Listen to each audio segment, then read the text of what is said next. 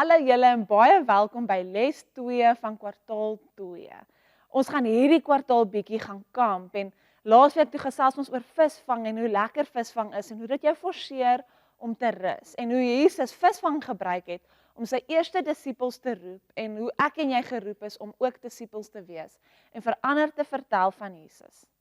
Nou hierdie week praat ons oor ietsie 'n bietjie belangriker as om lekker te gaan visvang. Nou as ek en jy kyk na kamp, is die lekkerste deel daarvan vryheid. Daar's nie deure wat gesluit moet word nie. Almal in 'n kampplek, as jy in 'n kampplek is, kuier met mekaar, gesels met mekaar, deel met mekaar.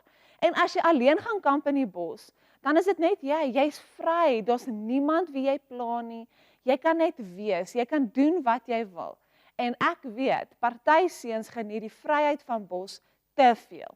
Hulle gebruik sommer die badkamer waar hulle wil. Ek weet, dit is verskriklik gross. Ek weet, seuns hulle sal 'n ander tipe mens wees, maar dit is so lekker om in 'n kampplek te wees en om vry te wees, om nie te bekommer oor alles nie. Dit is baie lekker. Maar al gaan ons om te gaan kamp en al is ons baie vry, is daar tog 'n paar reëls wat gevolg moet word. Behalwe bedtydreëls. Ek weet as 'n mens gaan kamp en vakansie hou, dan is mamma hulle bietjie meer lenient. Hulle laat jou toe om bietjie later te gaan slaap.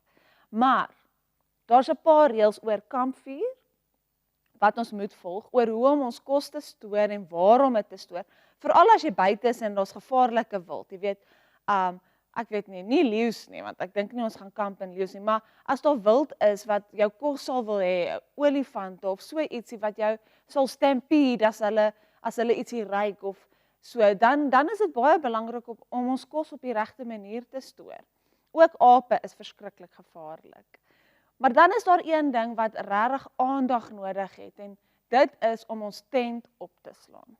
Daar is 'n paar maniere en reëls wanneer dit kom by tent opslaan en dit is een deel van kamp wat regtig jou volle aandag nodig het wanneer jy dit doen.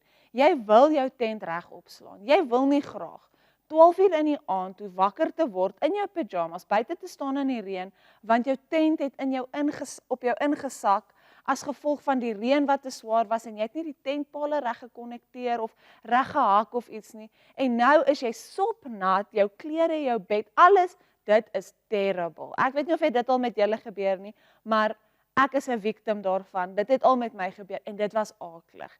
Dit was so sleg om wakker te word en jy sopnat. En toe word my pyjamas nie droog nie, so toe slaap ek 2 aande sopnat. Dis regtig aaklig. So wanneer dit kom by tent opslaan, het dit regtig jou volle aandag nodig. Jy kan dit nie halfpad doen nie. Maar ons nog ietsie wat jou volle aandag nodig het en dit is buiten ietsie by die kampplek. En dit is een persoon, een baie spesiale persoon. Van alles wat ons aandag kry, is hierdie een persoon die een wat eintlik verdien om al ons aandag te kry, ons volle aandag. So net soos wat dit belangrik is om daai tent reg op te slaan, het hierdie persoon al ons aandag nodig. En dit is Jesus. Ek lees vir julle in Markus 9 vers 2 tot 4. 6 dae later neem Jesus vir Petrus en Jakobus en Johannes teen 'n hoë berg uit, waar hulle heeltemal alleen was. En daar, terwyl hulle na Jesus gekyk het sy voorkoms verander. Sy klere het helder wit begin skitter, so wit soos geen aardse proses dit kan maak nie.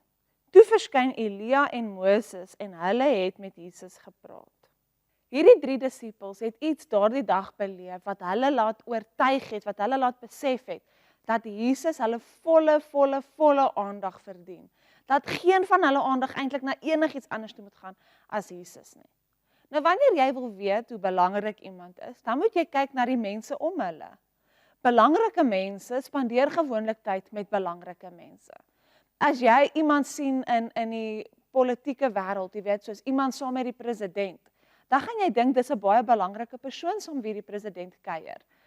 Nou dit is wat hier gebeur het vir hierdie 3 disippels. Is in die geskiedenis van Israel, is Moses en Elia 2 van die belangrikste mense wat die Israeliete ken of in glo.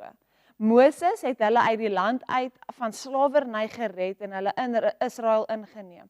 So vir Israeliete is Moses 'n baie belangrike deel van hulle geskiedenis. En Elia het vir hulle baie profetiese woord en vir hulle baie tekens gebring van die Here af. So hierdie twee mense is twee van die belangrikste mense in die Israeliete se geskiedenis. En hier beleef hierdie 3 disippels hoe Jesus met hulle twee gesels. Net daar onmiddellik se muur het hulle geweet, Jesus is 'n ongelooflike belangrike persoon. En dat hy werklik Jesus is. En dat hy al hulle aandag verdien. Hulle behoort eintlik alles wat hulle het vir hom te gee. En dit is wat Jesus van jou en my vra. Vir ons om 'n ordentlike verhouding, 'n goeie verhouding, 'n gesonde verhouding met Jesus te hê, moet ek en jy ook tyd saam met hom spandeer, maar moet ons aandag gee vir hom. Dit is lekker wanneer jy by die huis kom en jou ma of jou pa spandeer tyd saam met jou en hulle gee jou aandag en hulle luister na jou stories en hulle lag saam. En dis wat Jesus wil hê. Hy wil jou aandag hê. Hy wil hoor van jou dag, saam met jou gesels en lag en huil as dit soms nodig is. So hierdie week wat jy nou ingaan, behalwe om 'n visser van mense te wees, spandeer tyd saam met Jesus en gee vir hom van jou aandag. Eintlik verdien hy al jou aandag, maar begin selfs net met 'n klein bietjie en later sal jy weet, Jesus kan al jou aandag kry. Ek kan nie wag om volgende week vir julle weer bietjie woord te bring oor die Here en verder op ons kamp vakansie te gaan nie. Sien julle dan. Totsiens.